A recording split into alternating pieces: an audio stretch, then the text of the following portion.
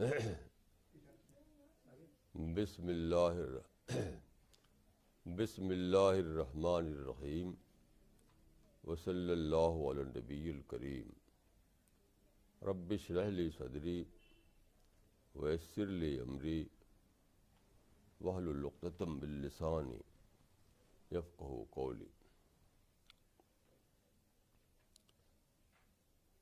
The theme for the present talk is how to build a heavenly personality, यानी जन्नती शख्सियत कैसे बने। It is very important to know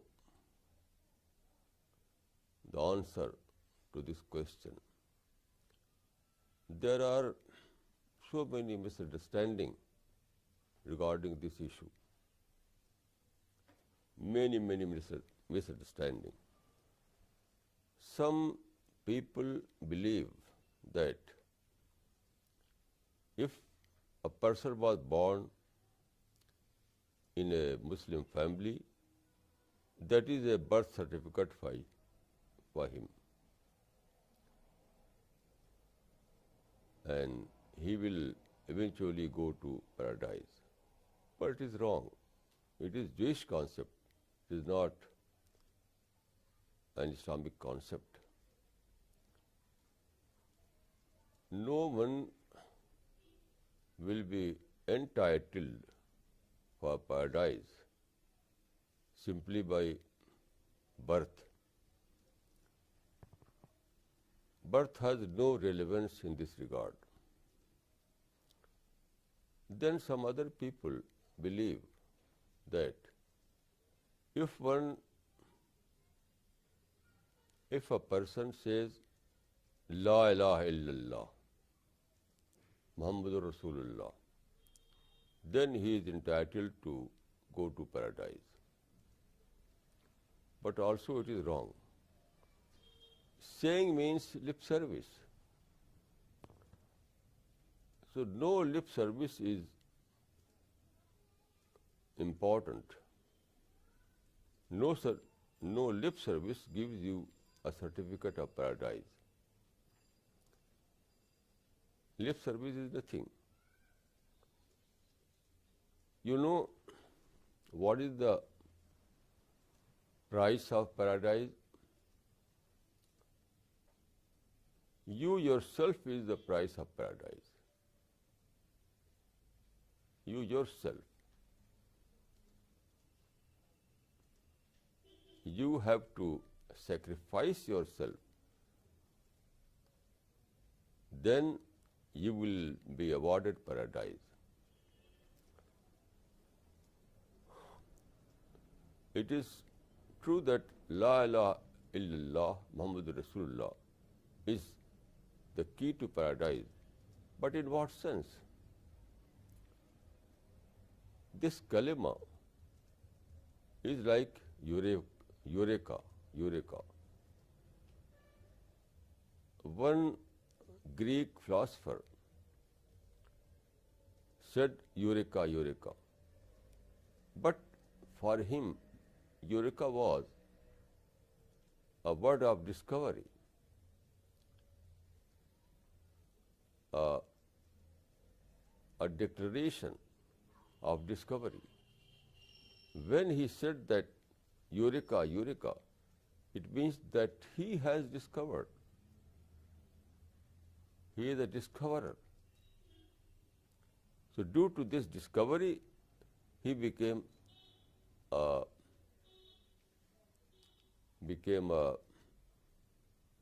scientist of that discipline. Not simply due to lip service. So is the case of kalima. It is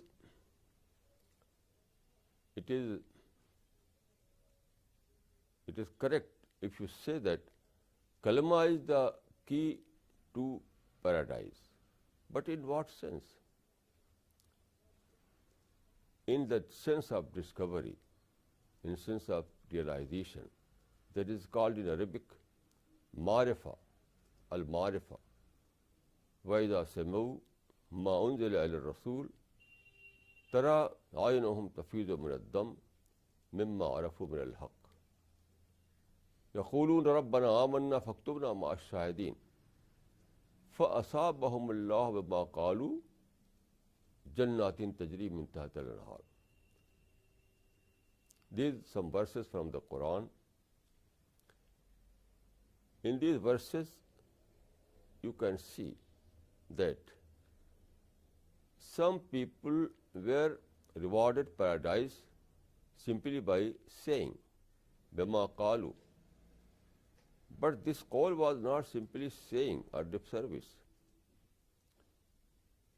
It was an outcome of a brainstorm. They discovered the truth. They realized the truth. And then there was a storm in their personality.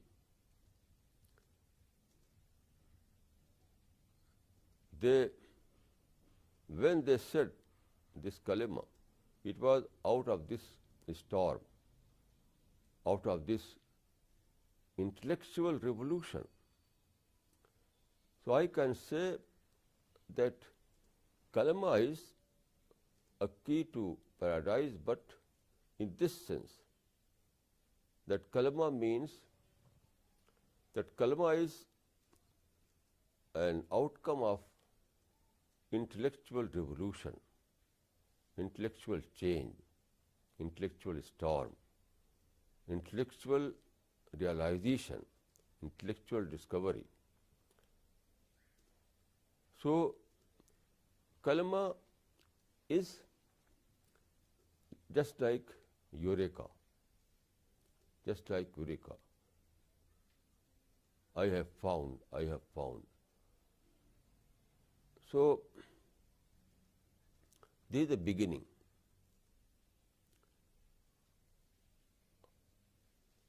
Any man or any woman who is a candidate for paradise, he or she must know that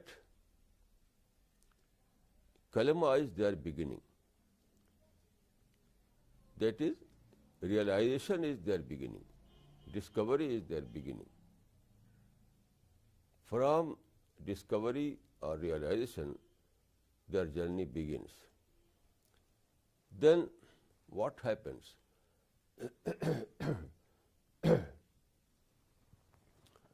This kalima transforms your personality in complete sense of the word.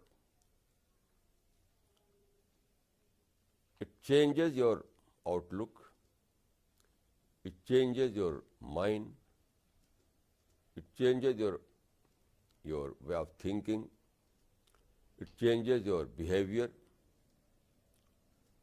It changes all the aspects of your life. You becomes completely a transformed person. Here I recall a very relevant story. Once I happened to meet an Indian professor.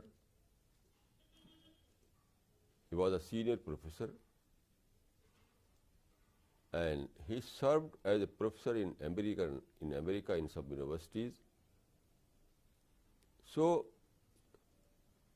he told me that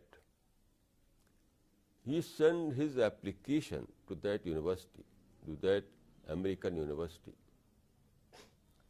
with all those documents, all those educational certificates, all those degrees.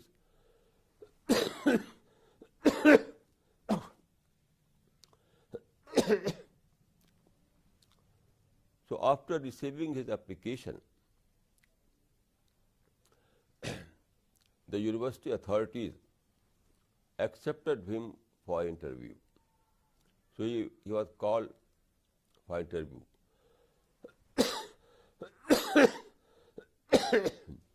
he received an invitation, and according to this invitation, he went to America. It's a very interesting story. When he reached to American airport and alighted over there, he found that there was an American waiting for him. That American said that I am a servant in that university. I am here to receive you. I am deputed for this purpose. So I am here with my car. So this Indian professor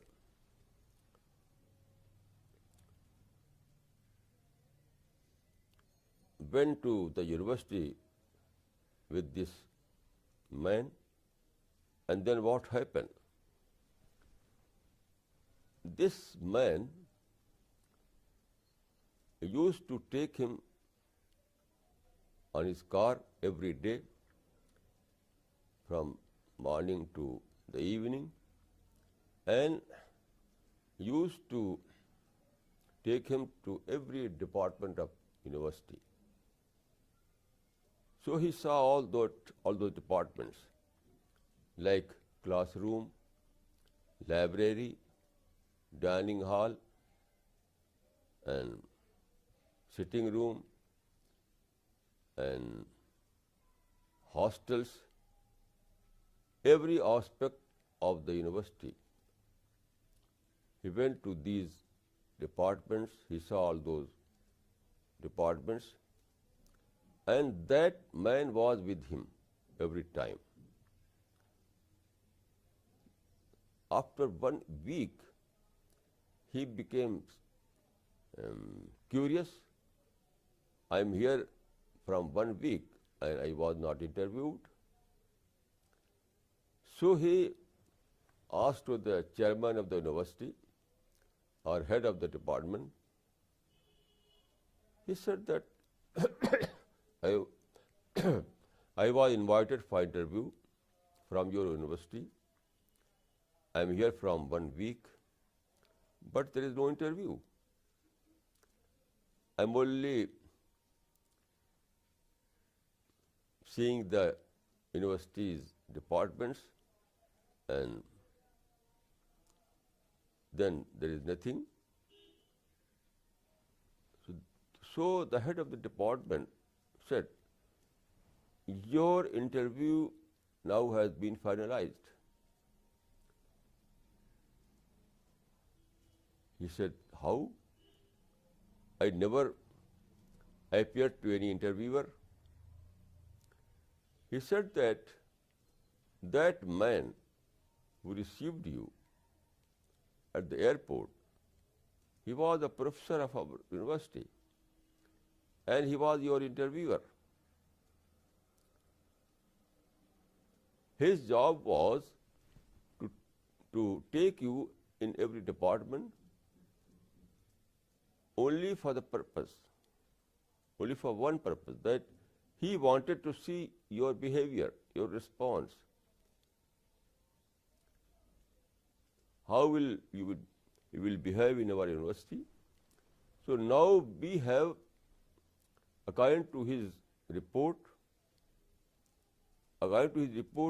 we have come to know that you are up to the standard of our university.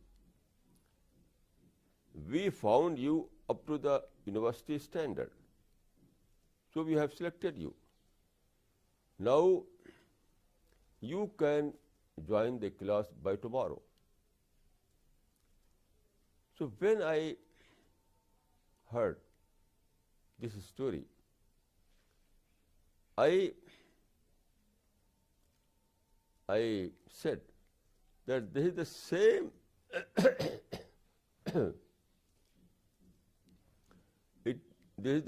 here is the same method that is adopted by God for us. Same method. How?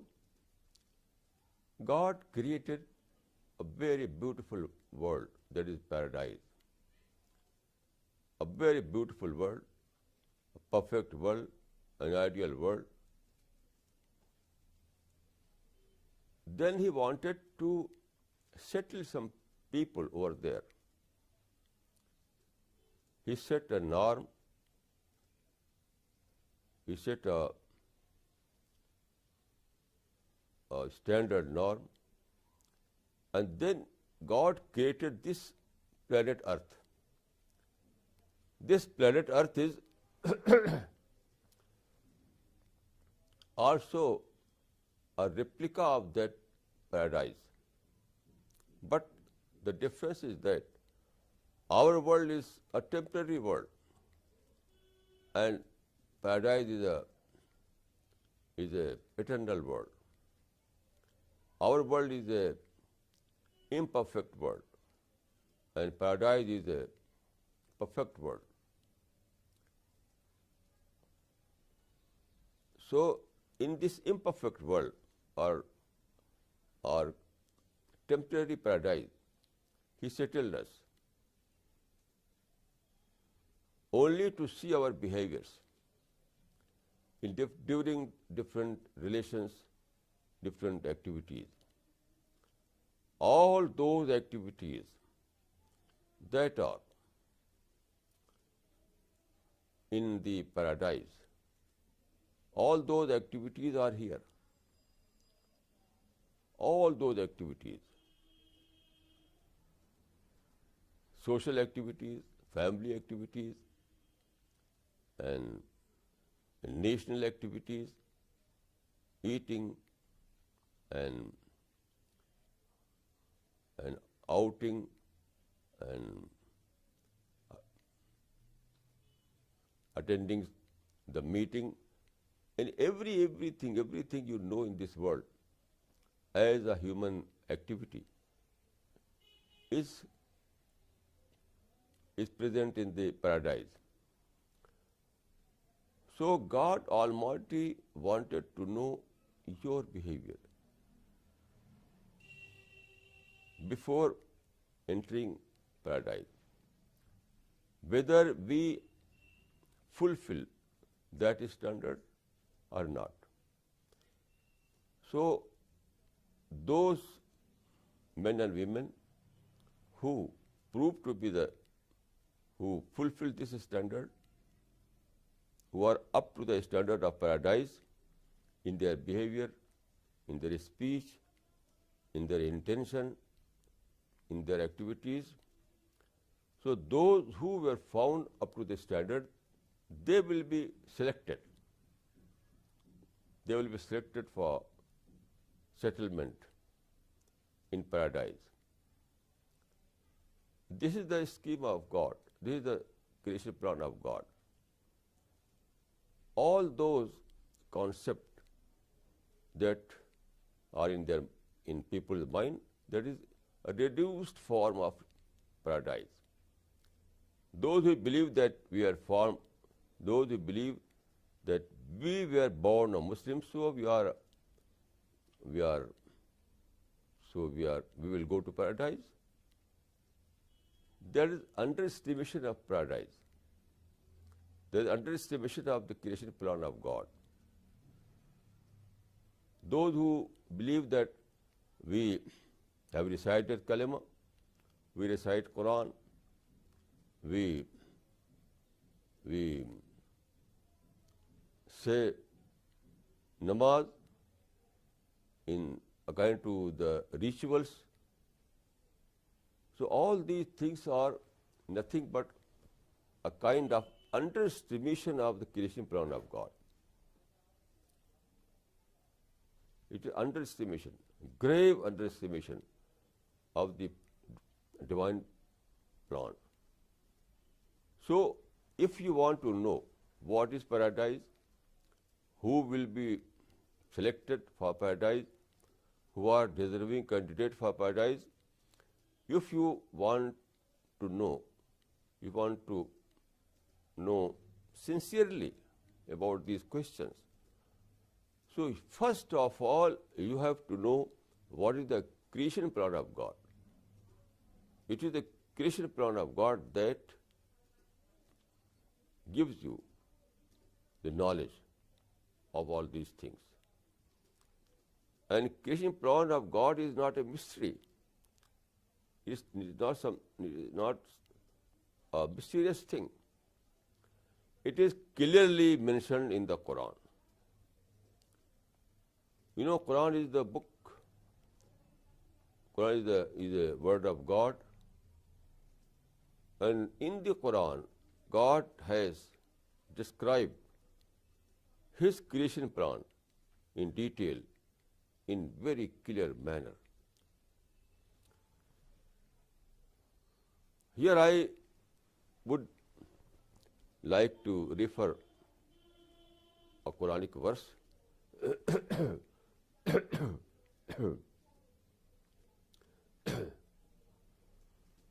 Quran says, ذَلِكَ جَزَاءُ مَنْ تَزَكَّى. ذَلِكَ. You cannot find a verse in the Quran that says that paradise is for those who recited the kalima. Paradise for those who were born in Muslim family. Not at all. Paradise is for those who are member of that Muslim party, that Muslim Jamaat, that Muslim group. Not at all. In this Quranic verse, you can find the criteria. What is the criterion? ذَلِكَ جَزَاءُ مَنْ تَزَكَّى. It means that paradise is only for those people who are purified people. Only purified persons will go to paradise. ذَلِكَ جَزَاءُ مَنْ تَزَكَّى. Only purified person will go to paradise. Now, what is purification? What is purified personality? You know, in this world, you are born you will born with freedom, complete freedom. We enjoy complete freedom. So the first test is that we must surrender before God. We have to surrender our freedom, our choice. We have to obey God's command by our own choice, without any compulsion. Here is the first test. We are free. We enjoy freedom. But this freedom is as a test paper. This freedom is not as a reward, is not as a blessing. No. This freedom is a test paper. This freedom was given us only for test, not as a reward. So, we have to know this fact. We are not allowed to misuse our freedom. We are not allowed to misuse our freedom. We have to use our freedom properly, just according to the God's commandment. Then you know, we were born with we were born with different kind of desires. There are so many desires.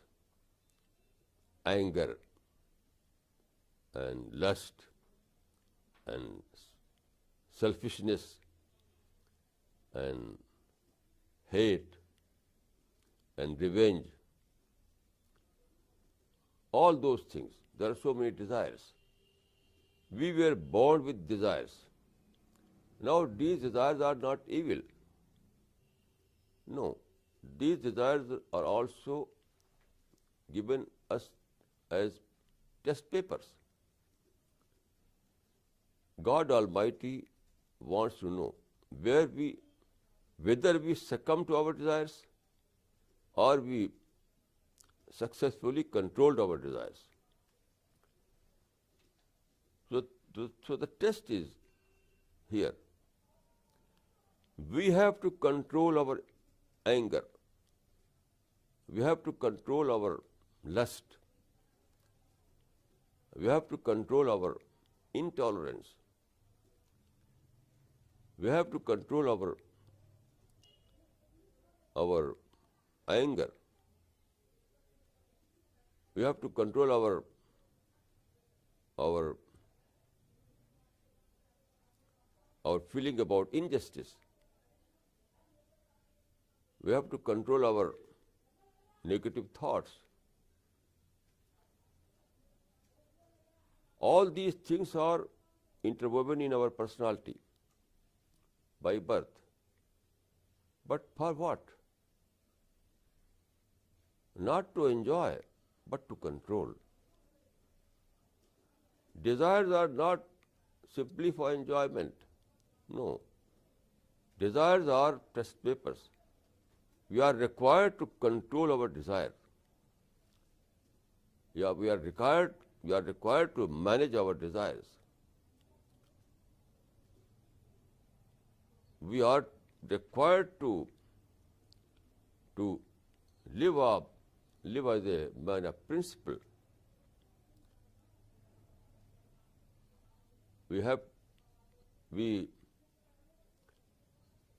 If we succumb our desire, it means that we have failed. So, and those who fail, they are rejected by God. They are not a deserving candidate for paradise. So, we live in a society. We are not living alone. When we are society, every time there are different kind of experiences, some sad experiences, different kind of unwanted situations, different kind of provocation. So all these things again provoke us. So here also we are required to avoid all these provocations. We have to avoid. We have to keep patience. So those who keep patience, they stood the test. And those who failed in keeping the patience, they failed. So this is the criterion of paradise.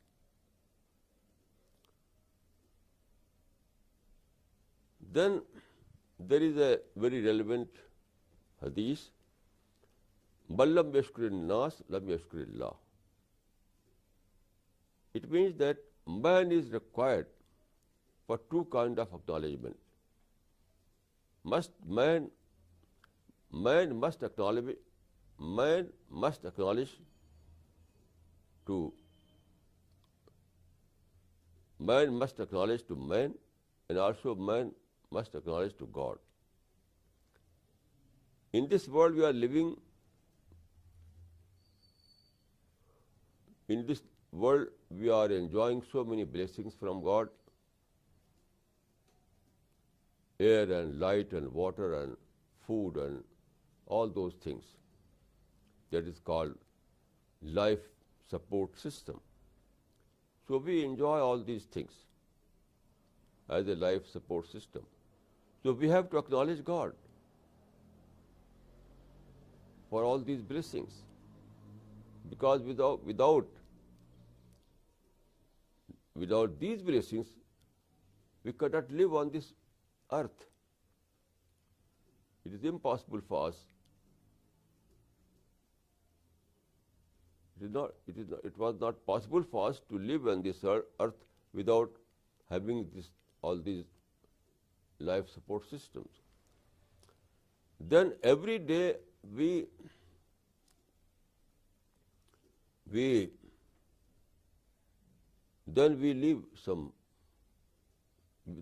in a society, and so social life is an interdependent life.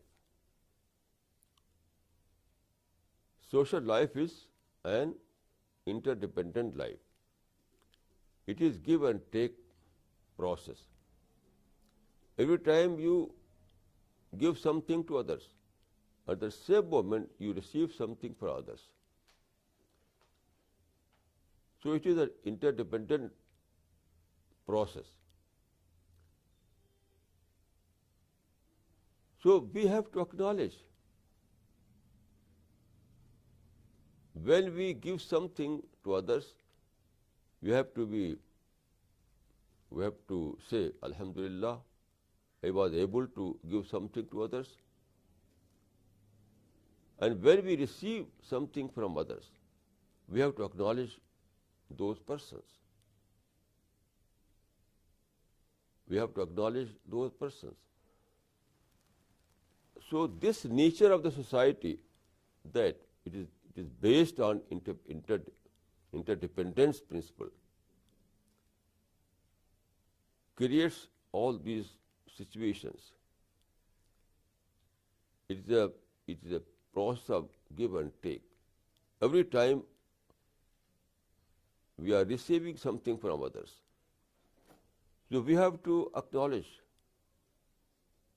others for all these things. Here is the test. Here is the test. Every day and night we are put on this test. Then there are ibadah, there is worship. For example, namaz and saum, there is fasting, and zakat, that is like philanthropy, and hajj. All these things are system of ibadah in Islam. You know what is ibadah? Ibadah is not a set of rituals. These Islamic ibadah, Islamic worships, are not simply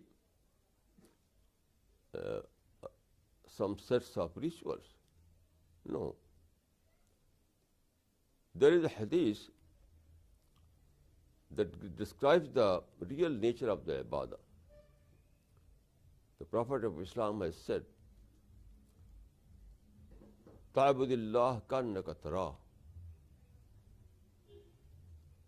Do ibadah as if you are seeing God. So ibadah means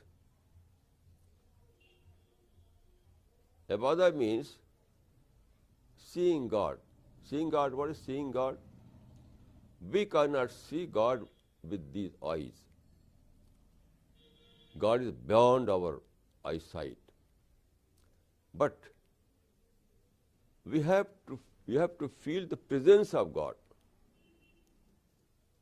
Here seeing means presence. So ta'budillah kannaka tarah means do ibadah as if we are living in the presence of God. Ta'budillah kannaka tarah means do ibadah as you are living in the presence of God. So presence of God is not very simple. Presence of God is an outcome of your realization, your discovery, your marifa. So if your marifa or realization or discovery is very deep rooted, if you have realized God in true sense of the word, then it is but natural that you will feel that you are living in the presence of God. In everything you will feel the presence of God. In everything. In light, in air, in river, in mountain, in birds, in animals, in plants and trees. All these things were created by God. All these things were created by God. So all these things have a message from God. They say that we were created by God Almighty. You see, everything in this world is on its final model, perfect model. Even grass is on its perfect model. Even grass, no artist was able to give give any other model for grass or tree or river or mountain.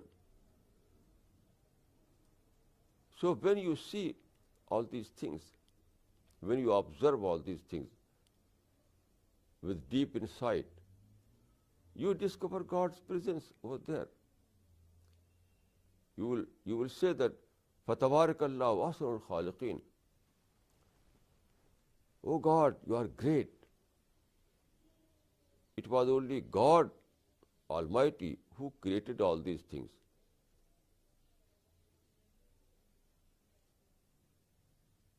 So, when you realize God, you used to live in the presence of God.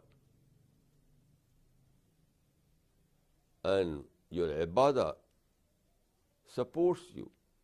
Ibadah is also ibadah also has a supporting role in this regard.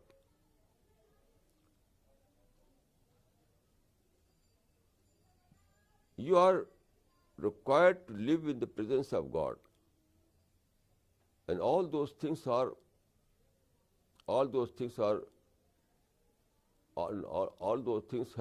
supporting role, like contemplation, like reading Quran, like thinking about the nature, like observation, like ibadah, like prayer.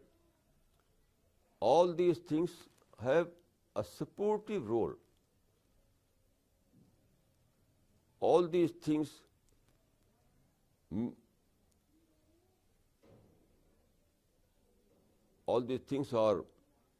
are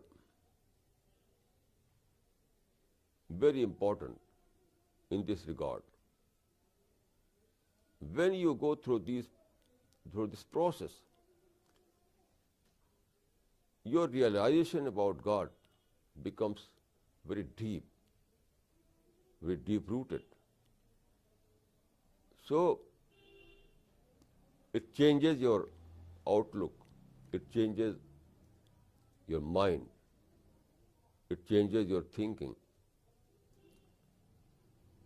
Then you feel that you are living in the presence of God.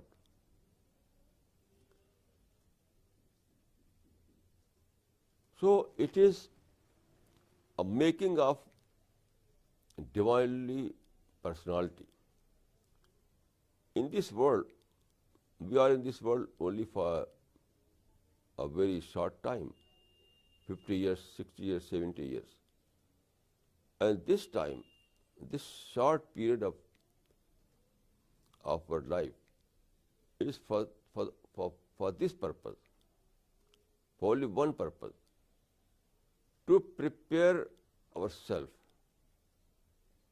to prepare a heavenly personality in our being.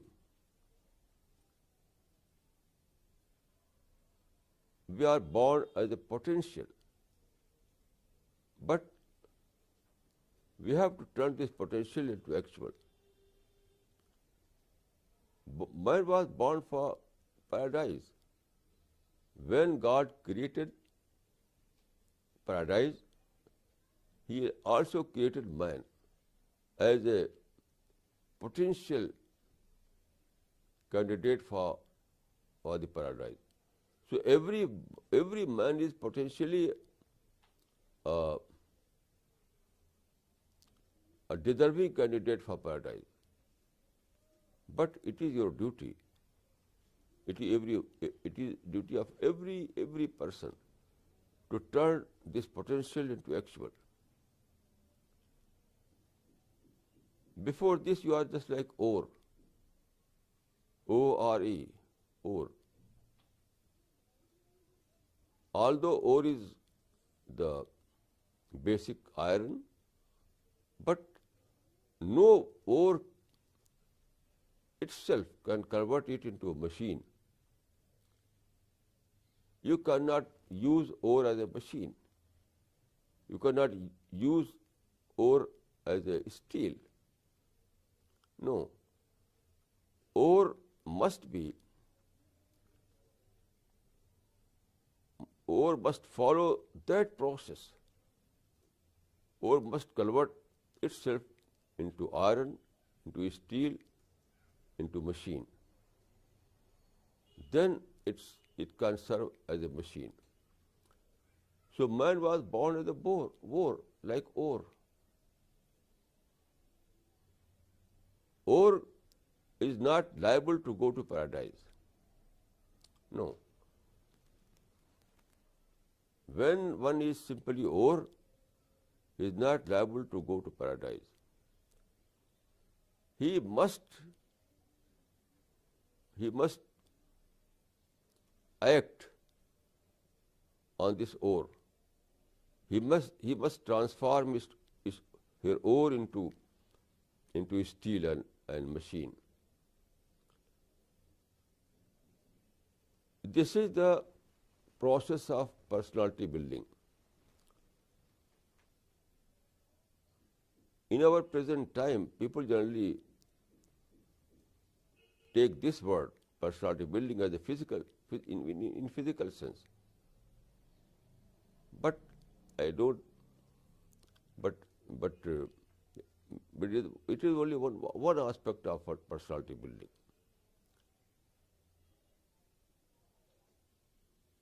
Physical exercise is only one aspect of personality building. Personality building is more than that. And more important aspect of personality building is intellectual development, spiritual development, making yourself a deserving candidate for paradise.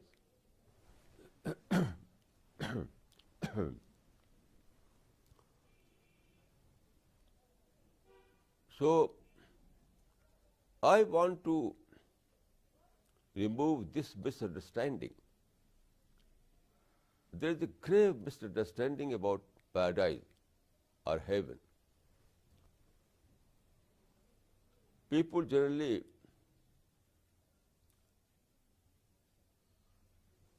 believe that paradise is a unilateral blessing. Without doing anything, we will be rewarded paradise because we were born as a Muslim. If you read Quran, Quran is in the Quran there are 114 chapters. Then there are 6,000 and some 500 verses. You cannot find a simple, you cannot find a single verse in the Quran that says that those who are born in a Muslim family, they will go to paradise. Not at all. This kind of thinking was among Jewish people. But God declared that this is amani. لَيْسَ بِأَمَانِيِّكُمْ وَلَا أَمَانِيِّ أَهْلِ الْكِتَابِ مَنْ يَعْمَلْ سُوءًا يُجْزَ بِهِ. This kind of wishful thinking is not useful, neither for Jew nor for Muslim. Simply wishful thinking is not enough. It requires some deed, it requires a personality building process. Otherwise,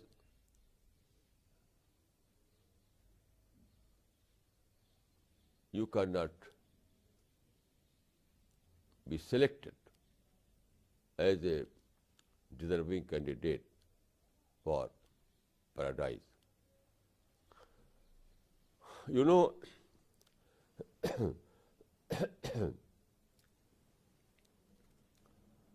the goal of every human being is paradise, according to the creation plan of God. According to the creation plan of God, the only goal for every human being, man and woman both, is paradise. Paradise. But there is no automatic process. One should endeavor, one should strive, one should struggle. Then he will be able to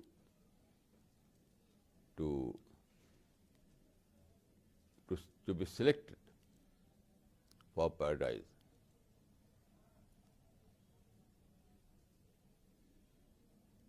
There is a verse, there is a hadith, the Prophet of Islam has said, "Ala inna silatullahi ghaliya, ala inna silatullahi jannah." It means that paradise is very, very precious thing. And you have to pay that price equal to that precious.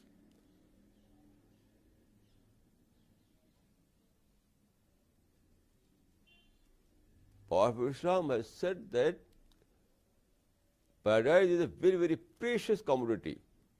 Sila means commodity.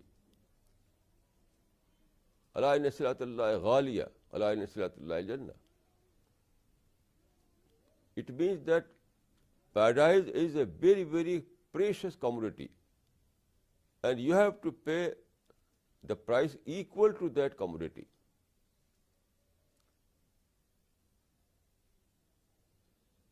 This is a hadith of the Prophet of Islam.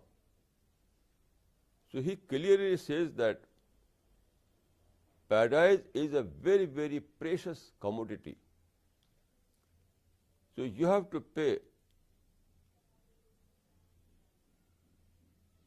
the price equal to that commodity. Otherwise, you will not be rewarded paradise.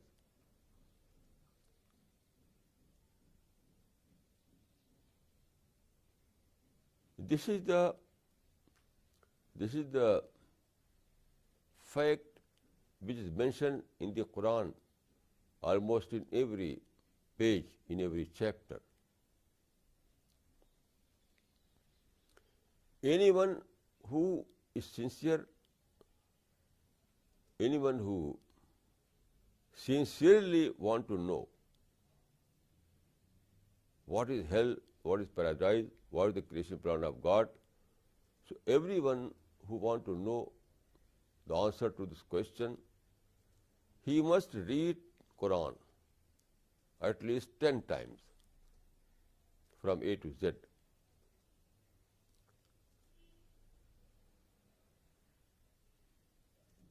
Without reading the Quran, you cannot understand what is the creation plan of God, what is hell, what is paradise, and what is the criterion of paradise. So anyone who is sincere, who must read Quran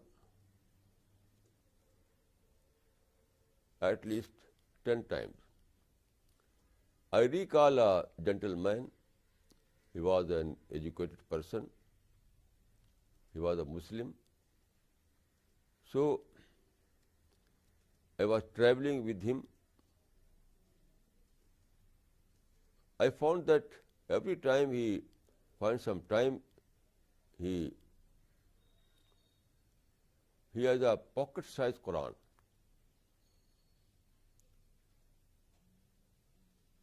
A pocket-sized Quran. So every time he has some time, he takes that Quran and start reading it. So I asked him about this habit. He said that I am reading Quran since 14 years. 14 years. Daily. And I have completed Quran several hundred times. So I asked, please tell me, what is the gist of the Quran? I asked to that gentleman, what is the gist of the Quran? He said, I don't know, because I read Quran only for sawab, not for learning. I never tried my mind to understand the meaning of the Quran.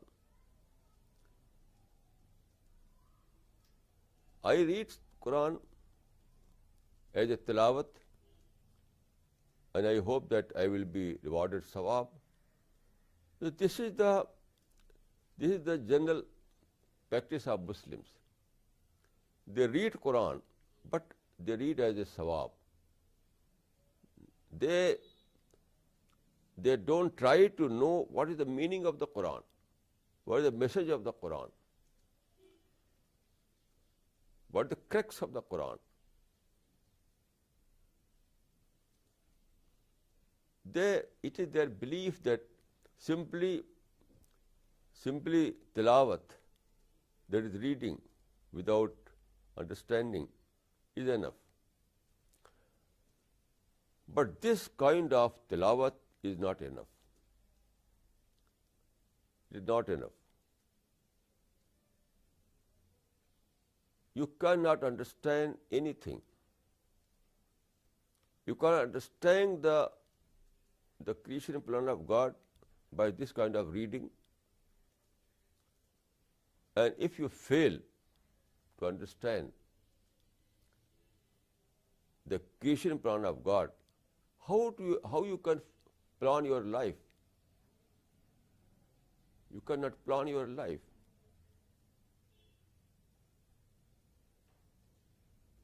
So this is the case of all the Muslims in our present world.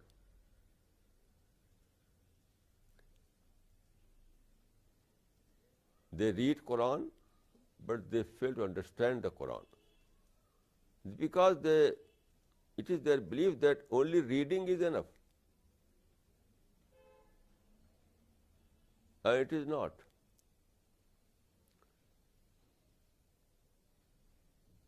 Once, I recall a hadith, once, Aisha was wife of the Prophet, and she was a very, very learned lady.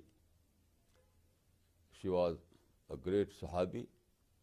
So she was told that about some person, some people. She was told about some people that they read Quran every day and every night.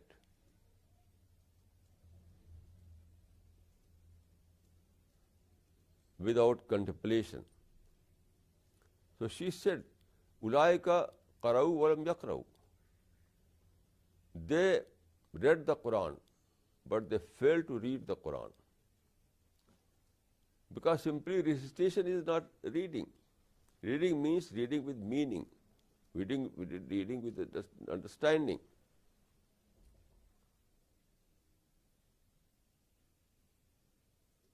When you read a magazine, a newspaper, you want to know what are the you want to know the news. When you read a newspaper, you want to know about news. When you read a magazine, you want to know about its articles. What is there? Not simply reading. So, this kind of Quranic tilawa is nothing. So, first of all, you have to realize that Quran is a book of God, Quran is the word of God, and Quran was sent to you for guidance, for hidayat, for guidance. God sent Quran to you, to man, for guidance. You know, guidance is not for tilawat. Guidance is for understanding, for knowing the meaning of the guidance. So Quran is a book of guidance. Quran is a book of guidance. So first of all, you have to read it. You have to understand its meaning. If you know Arabic, then you have to know the Arabic text. And if you don't know Arabic language, then there are translations are available. You have to read the translations.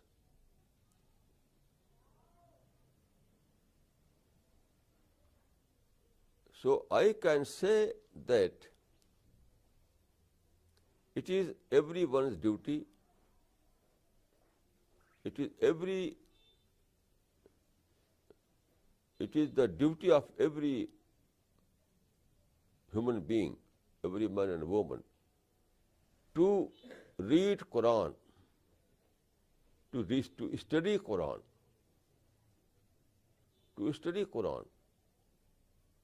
to find out what is the message of the Quran, what is the creation plan of the Quran, what is hell and what is paradise. All these things are mentioned in the Quran in a very clear manner, very, very clear manner.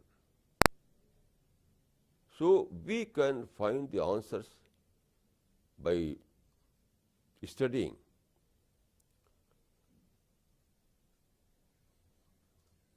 So this is